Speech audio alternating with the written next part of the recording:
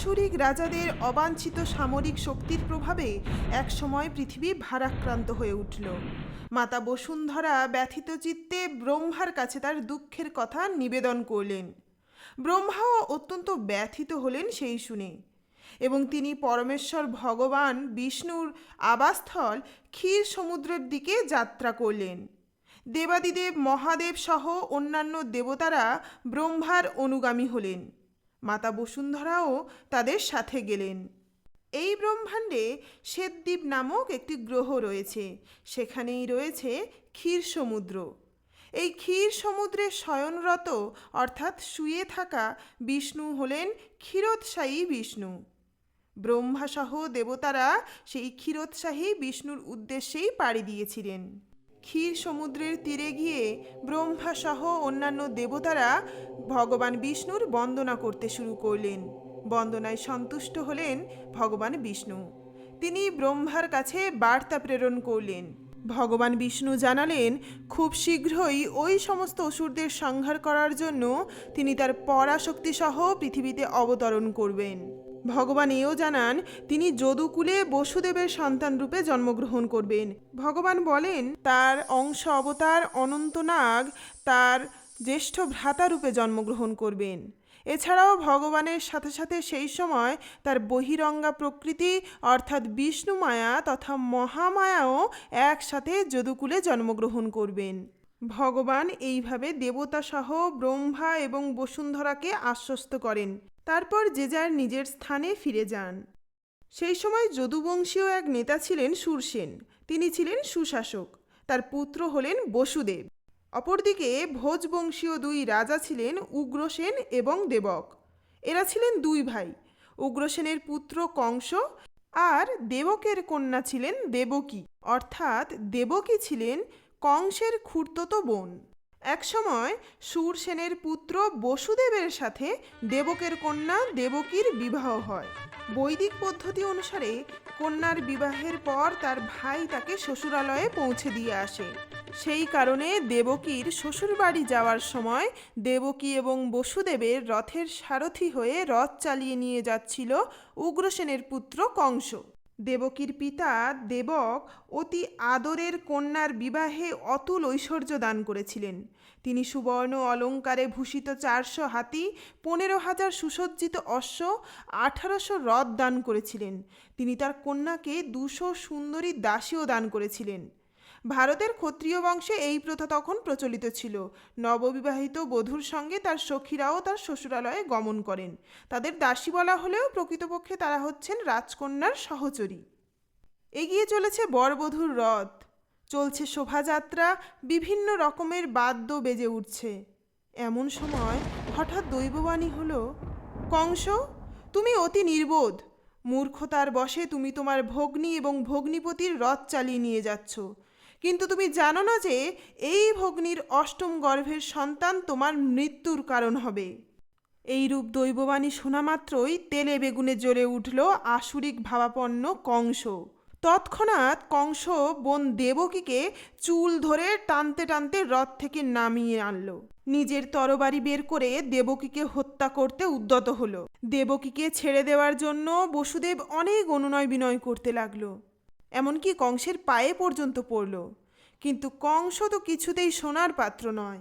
বসুদেব কংসকে বললেন, দেবকীর থেকে তোমার কোনো বিপদের আশঙ্কা নেই।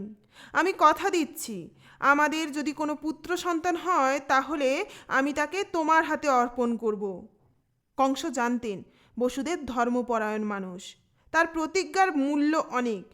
তাই অবশেষে কংস রাজি হয় দেবকীকে ছেড়ে দেওয়ার জন্য। আপাতপক্ষে রক্ষা পেলেন দেবকী এবং বসুদেব। বসুদেব তার স্ত্রীকে নিয়ে নিজের প্রাসাদে ফিরে গেলেন। বেশ কিছু মাস কেটে গেল। এরপর জন্ম হলো দেবকী এবং বসুদেবের প্রথম পুত্রের। প্রতিজ্ঞাবদ্ধ বসুদেব তাকে কংসের কাছে নিয়ে গেলেন, কারণ বসুদেবের চরিত্র ছিল অত্যন্ত মহান। বসুদেবের ব্যবহারে কংস অত্যন্ত প্রসন্ন হলো। কিন্তু কংস প্রথম সন্তানটিকে হত্যা করল না। সে বসুদেবকে বলল, তোমার এই পুত্রকে নিয়ে আমার কোনো লাভ নেই, কেননা দৈববাণীতে আমি শুনেছি তোমার অষ্টম পুত্র আমাকে সংহার করবে। তাই অনর্থক আমি এই পুত্রকে নিষ্ঠুরভাবে হত্যা করব না। তুমি এই সন্তানকে নিয়ে বাড়ি যাও। বসুদেব তখন প্রথম সন্তানকে নিয়ে আনন্দের সাথে বাড়ি ফিরে এলেন। এমন সময় হঠাৎই নারদ মুনির সাথে সাক্ষাৎ হলো কংসের। নারদ মুনির থেকে কংস জানতে পারল খুব শীঘ্রই ভগবান শ্রী বিষ্ণু যদুকুলে জন্মগ্রহণ করবেন। কংস আগে দেবকীর গর্ভের অষ্টম সন্তানের প্রতি বিশেষভাবে ভীত ছিল, কিন্তু নারদ মুনির সাথে সাক্ষাতের পরে সে বিবেচনা করল যে কোনো সন্তানই ভগবান বিষ্ণু হতে পারে। তাই দেবকী এবং বসুদেবের সমস্ত সন্তানকে হত্যা করার সিদ্ধান্ত নিল কংস।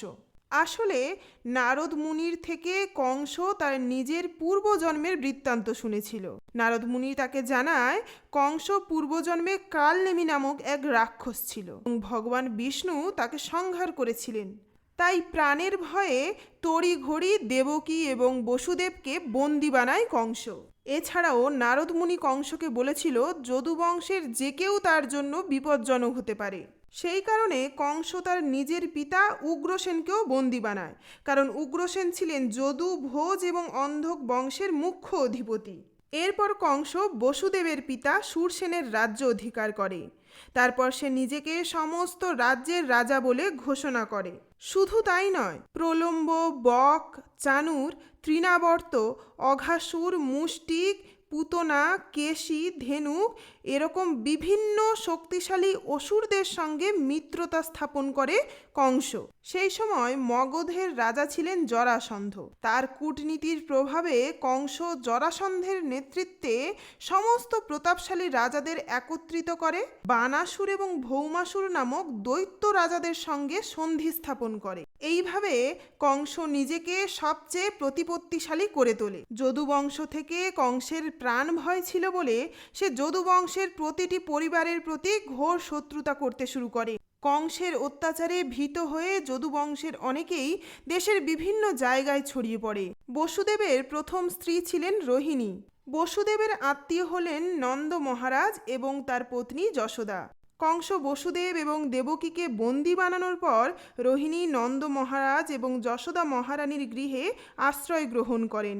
ওদিকে কংস বসুদেব এবং দেবকীর পরপর 6টি সদ্যজাত সন্তানকে হত্যা করে। এরপর দেবকী সপ্তম গর্ভ ধারণ করে।